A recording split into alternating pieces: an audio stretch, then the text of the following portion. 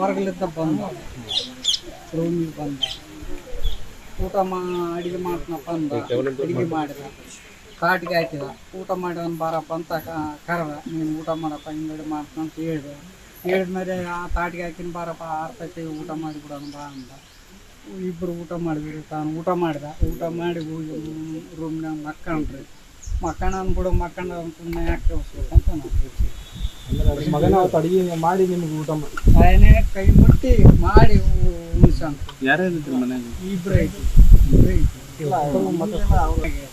ಆರಾಮಾಗ್ಯಾರ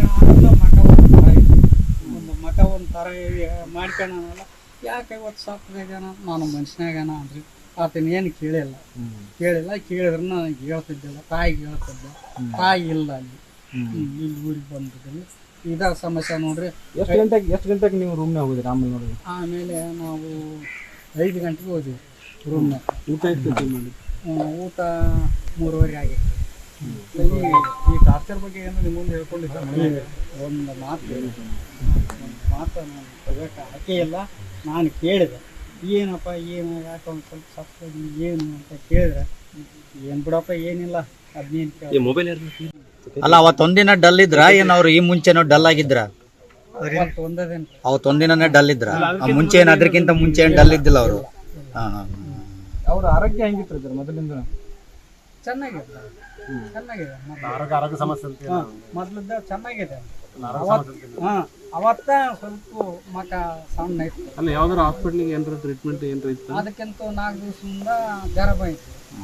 ಜ್ವರ ಬಂದಾಗ ಯಾಕೆ ಇದು ಇದೆ ಅಂತೇಳಿ ಅವ್ರ ಮಾವ ಯಾಕೆ ತಮ್ಮ ಯಾಕೆ ಸಪ್ರೇಜಿ ಏನು ಇಲ್ಲ ಜ್ವರ ಬಂದು ಸರ್ ಈಗ ಟ್ರಾಂಪ್ಲೇಟ್ ತಗೊಂಡಿನ ಅಂತ ಹೇಳಿದೆ.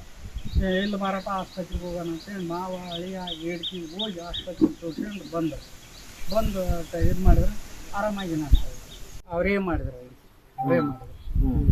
ಸ್ವಂತ ತಾವೇ ಬಂದು ಟಮಾಟೆ ಹಣ್ಣು ಉಳ್ಳಾಗಡ್ಡಿ ತಾವು ಕೊಯ್ದ್ರಿ, ನಾನು ಮೆಣಸಿಕಾಯಿ ಕರಿಬೇವು ನಾನು. ಅವಾಗ ನೀವು ನೋಡಿದಾಗ ಹೆಂಗಿತ್ರಿ ಅವ್ರದ್ದು ಇದು ಎಲ್ಲ ಯಾವ ರೀತಿ? ಸ್ವಲ್ಪ ಮಕ ಕಪ್ಪತ್ತು ಮಕ ಸಣ್ಣ ಮಾಡಿದ್ದ. ಯಾಕೆ ಮಕ ಸಣ್ಣ ಮಾಡಿದ ಏನಪ್ಪ ಅಂತ ಕೇಳಿದೆ. ಆದ್ರೆ ನಾನು ಮುಂದಾಗಿ ಏನಿದೆ ಹೇಳ್ತೀನಿ. 5 ಗಂಟೆಗೆ ಹೋದ್ನಲ್ರಿ.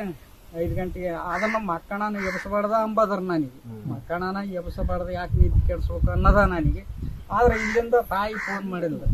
ಅಲ್ಲ 5 ಗಂಟೆ ಆಗೈತೆ ಮಲ್ಕೋಣ ಅಂತಿ ಎಬ್ಸಕ್ ಬರಾಗಲ್ಲನ ಗೊತ್ತಾಗೈತೆ ಅಂದೆ. ಇಲ್ಲಿ ಬಿಡ ನಿದ್ದಿಗಟ್ಟು ಮಕ್ಕಳ ನನ್ನ ಯಾಕೆ ಎಬ್ಸ್ಬೇಕು ಅಂದೆ. ಹೋಗಿ ಮೊದಲು ಎಬ್ಸ್ತೇನೆ ಏನಂತೀಯ ಮೊದ್ಲು ಹೋಗಿ ಎಬ್ಸಂತ ತಾವು ಸಿಟ್ಟು ಮಾಡಿದ್ರು ನನಗೆ. ಅವಾಗ ಹೋಗಿ ಎದ್ದಾಳ ತಮ್ಮ ಎದ್ದಾಳಪ್ಪ ಗೊತ್ತಾಗೈತೆ ಎದ್ದಾಳ ಅಂತ ಎಬ್ಸ್ತೀನಿ.